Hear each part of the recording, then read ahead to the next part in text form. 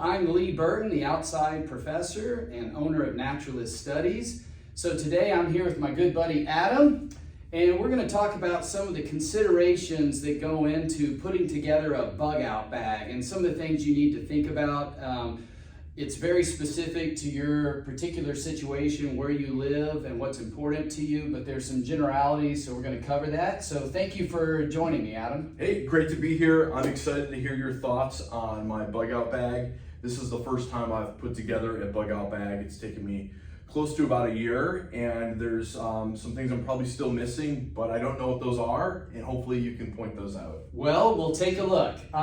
So let's first thing talk about your bag itself. The features of it, and even before we get into that, how did you choose this bag and why? So I chose this bag for two reasons. One, I did not want a military looking bag, so I chose this Vertex one.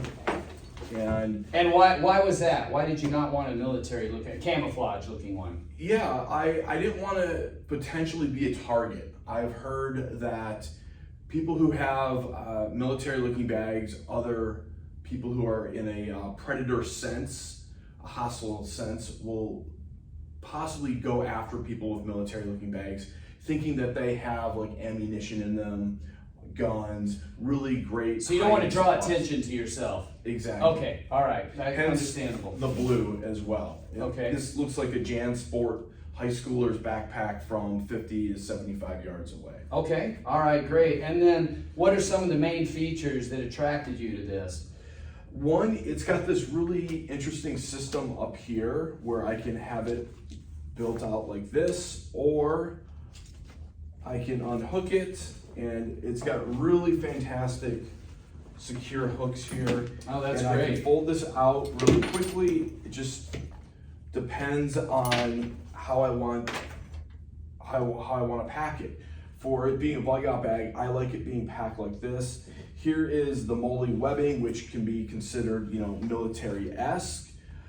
This gets rolled up and stuffed underneath here. So if I do want to strap things in, I can. That's great. I love these because you can do a lot with that. And so it's very versatile as is.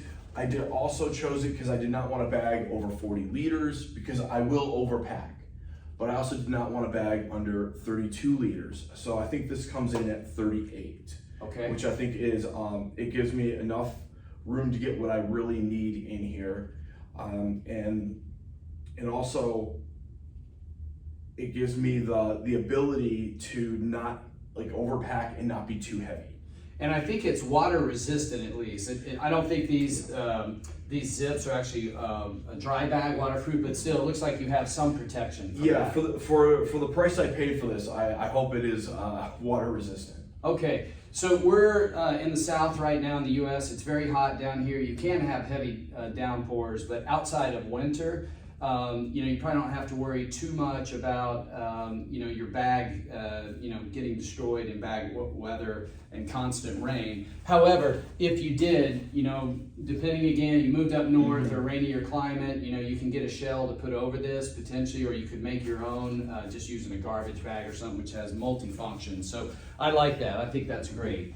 And tell me just a little bit about, padding, comfort, and yeah. So another major reason I chose this bag was for these heavy-duty straps.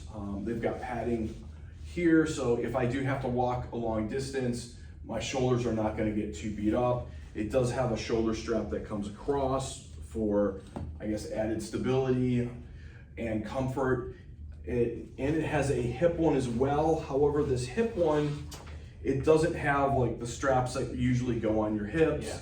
But it's difficult to find a bag that has 100% of what you're looking for. And this bag has a lot of what I felt I needed, and that adds weight too as well. And if you don't have that big of a bag, that heavy, then that's not as much a necessity.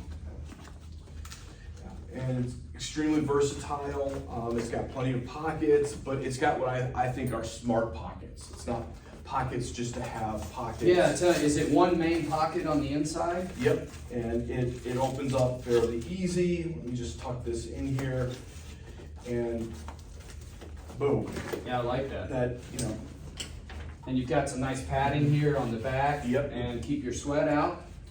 Yeah, and then just, easy access pockets on the side here. Does this open up this side one into the main compartment? No, you have a nice side compartment there. Look at that. Yeah, and Sorry. side compartments. Yeah, that's great. Look at that. You got a private little space here. I love that. And it has one feature that I don't think that anyone really thought about ever putting on a bag, but it's got this just really nice Oh, like pickup handle here. I mean, you've got this one too. yeah. But this, it just is really ergonomic, and I use this more than I use this. Interesting. And it's just a fun feature, fun find, and I can go ahead and then it's got a top bag up here for where I like to think the most important items I may need. Oh, really? So it's got a separate pocket up here? Oh, wow. Very nice. Okay. Yep. And it's large enough so you can put some big items, but it's not too large where you're gonna have like tons of small items, and it's. I love the big packs that have a detachable lid, Mhm. and so and easy access. So I love this. It's not detachable, obviously you don't need it on a bag this small, and then it's got one main compartment on the inside, right? Yep, one main compartment, and Okay. these zippers, they come all the way down, and Oh, so you can just completely lay it completely open. lay Okay. it open.